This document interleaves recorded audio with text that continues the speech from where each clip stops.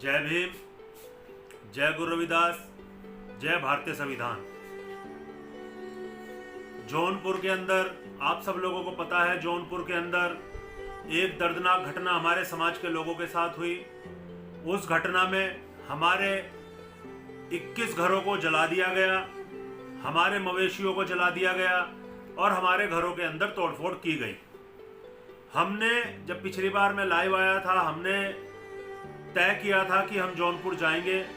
और जौनपुर जाके अपने लोगों को हर संभव मदद करने का काम करेंगे। हम 3 दिन पहले जौनपुर के लिए निकले, परंतु दिल्ली जाते जाते मेरी तबीयत खराब हुई और तबीयत खराब होने की वजह से मुझे एक दिन दिल्ली में रुकना पड़ा और दिल्ली से रुकने के बाद मुझे वहां के डॉक्टरों ने वापस सहारनपुर के लिए भेज दिया। परंतु हमारे साथ जो एक टीम थी, उस टीम में देशराज करणवाल जी, जो संत शिरोमणि गुरु रविदास मंदिर मुक्ति आंदोलन समिति हर की पौड़ी हरिद्वार के राष्ट्रीय महामंत्री हैं, डॉक्टर अंबेडकर जागृति मंच के राष्ट्रीय अध्यक्ष हैं और फिलहाल झबरेड़ा हरिद्वार से सिटिंग एमएलए हैं, वह भी हमारे साथ थे। और उन्होंने हमसे कहा कि अगर आप नहीं जा सकते तो हम जाते हैं और जाके वहां हर संभव मदद करने की कोशिश करेंगे। और अच्छी बात यह है कि जो देशराज करणवाल जी हैं, जौनपुर गए, जौनपुर जाके उन्होंने जो हमारे लोगों के साथ वहां अत्याचार हुआ है, जो उनकी समस्याएं जानने का काम किया, जानने का प्रयास किया और वहां जाके उन्होंने जो मौका मुआयना किया, जो वहां की वास्तविक स्थिति थी,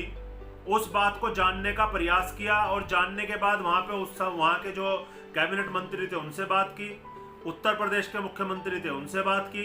और भारत सरकार में बैठे हुए माननीय गृह मंत्री जी से बात की। और बात करने के बाद निर्णय यह आया कि जिन लोगों पे रासुका लगी है, जिन लोगों को जेल में डाला गया है, उन लोगों को किसी भी कीमत पे बख्शा नहीं जाएगा। दूसरी बात, वहां 2 बच्चियों ने, जो बहुत छोटी बच्ची थी, एक 7 साल की थी और एक 12 साल की बच्ची थी, उन्होंने बाबा साहब डॉक्टर भीमराव अंबेडकर का एक बहुत छोटा सा स्टैचू वहां बनाया हुआ था और उसे प्लास्टिक से ढका हुआ था। और ढकने के बाद जब हमारे विधायक जी, जो हमारे अध्यक्ष, जो महामंत्री थे, जब वो वहां गए, उन्होंने देखा कि इस पन्नी के नीचे क्या दबा हुआ है। तो उन्होंने उसे देखने के बाद जब उस पन्नी को खुलवाया, पन्नी को खुलवाने के बाद देखा उसके अंदर एक बहुत छोटा सा बाबा साहब की फोटो को वहां लगाया हुआ है लोगों ने।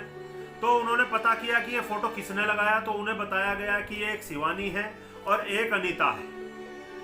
इन 2 बच्चियों ने वो बाबा साहब की फोटो बनाई, स्टैचू बनाया और उसे वहां स्थापित किया हुआ था। उन्होंने उस स्टैचू को भी तोड़ा है, जो दंगई आए थे वहां पे, परंतु वो बारिश में ना खराब हो जाए इसलिए उन्होंने प्लास्टिक में उसे ढका हुआ था। तो जो हमारे देशराज करणवाल जी थे, उनके साथ कपिल वर्मन जी थे और जो हमारी टीम के और जो लोग थे, उन लोगों ने उन्हें वहां पे बुलाया, बच्चियों को, उन बच्चियों से पूछा और उन बच्चियों को, दोनों बच्ची को, जो 12 साल की हमारी शिवानी थी और अनीता थी, उन दोनों का एक तो नया नामकरण किया। ये अच्छी बात है कि हमारे नेताओं के द्वारा, हमारे सामाजिक कार्यकर्ताओं के द्वारा उन बच्चियों को, एक का नाम शिवानी अंबेडकर, एक का नाम अनीता अंबेडकर रखा गया और अब आने वाले टाइम में उन्हें इसी नाम से पुकारा भी जाएगा। और उन दोनों बच्चियों को प्रोत्साहित करने के लिए 2100 रुपए की मदद देशराज करणवाल जी की तरफ से की गई। दूसरी बात,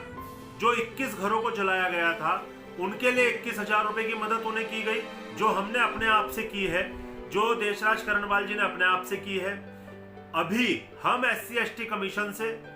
और जो सुविधाएं मिल सकती हो सरकार से, उनके लिए सरकार पे दबाव बनाए हुए हैं और जल्दी ही उन लोगों को वो सारी सुविधाएं मिलने वाली हैं और उस सुविधाओं से वो लोग अपने वापस घरों को बनाएंगे और अपनी सम्मान स्वाभिमान के साथ अपनी जिंदगी को जीने का काम करेंगे। मेरा आप सभी लोगों से निवेदन है कि जो लोग इस घटना पे भी दोषियों को जाति और धर्म के नाम से देखने का काम करते हैं, वो बिल्कुल कतई गलत है। किसी भी घटना को ना तो जाति से ना धर्म से देखना चाहिए। दूसरी बात, जो गुनहगार है वो किसी भी धर्म का हो, किसी भी जात का हो, किसी भी संप्रदाय का हो, उसे सजा भारतीय संविधान के तहत वही मिलनी चाहिए जो सब्बीरपुर के गुनहगारों को मिली, वही जौनपुर के गुनहगारों को मिलनी चाहिए। हम इस बात को, जब तक इन लोगों को न्याय नहीं मिलेगा, हम जब तक अपनी लड़ाई को जारी रखेंगे और हर संभव कोशिश अपने लोगों तक मदद पहुंचाने की करते रहेंगे। जय भीम, जय गुरु रविदास, जय संविधान।